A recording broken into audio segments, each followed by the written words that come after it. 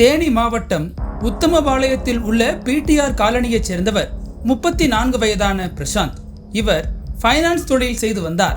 PTR காலனியைச் சேர்ந்த ஏராளமான மக்களுக்கு இவர் வட்டிக்கு பணம் கொடுத்து தினசரி வசூலித்து வந்துள்ளார்.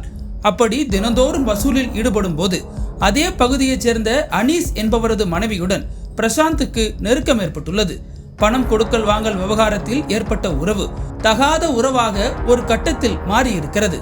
இதனால் பிரசாந்தும் அந்த பெண்ணும் பல்வேறு இடங்களில் தனிமையில் இருந்ததாக கூறப்படுகிறது. காலப்போக்கில் இந்த விவகாரம் அந்த பெண்ணின் கணவரான அனீஸுக்கு தெரிய வந்துள்ளது. இதனால் கோபமடைந்த அனீஸ் தனது மனைவியையும் பிரசாந்தையும் கண்டித்துள்ளார். ஆனால் அதை கேட்காத அவர்கள் தகாத உறவை தொடர்ந்துள்ளனர். இதனால் அனீஸுக்கும் பிரசாந்துக்கும் இடையே முன்விரோதம் இருந்துள்ளது. இந்த நிலையில் கடந்த 22ஆம் தேதி காலை உத்தமபாளையம் அருகே உள்ள ஒருங்கிணைந்த நீதிமன்றத்தின் முன்பு பிரசாந்த் தனது 2 வீலரில் நின்று கொண்டிருந்தார். அப்போது அங்கு வந்த அனீஸ் தனது மனைவியுடனான தொடர்பை கைவிடச் சொல்லி தகராறில் ஈடுபட்டுள்ளார். அந்த சமயத்தில் இருவருக்கும் இடையே மோதல் வெடித்திருக்கிறது. இதில் ஆத்திரமடைந்த அனீஸ் தான் மறைத்து வைத்திருந்த அரிவாளால் பிரசாந்தை சரமாரியாக வெட்டியுள்ளார்.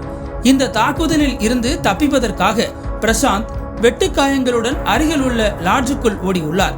ஆனால் அனீஸ் அவரை ஓட ஓட துரத்தி கொடூரமாக வெட்டியிருக்கிறார்.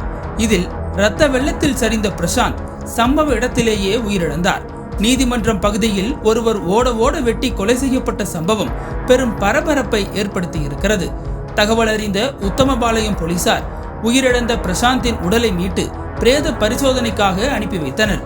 தொடர்ந்து இந்த சம்பவம் குறித்து வழக்கு பதிவு செய்து தலைமறைவான அனீஸை தீவிரமாக தேடி வருகின்றனர்.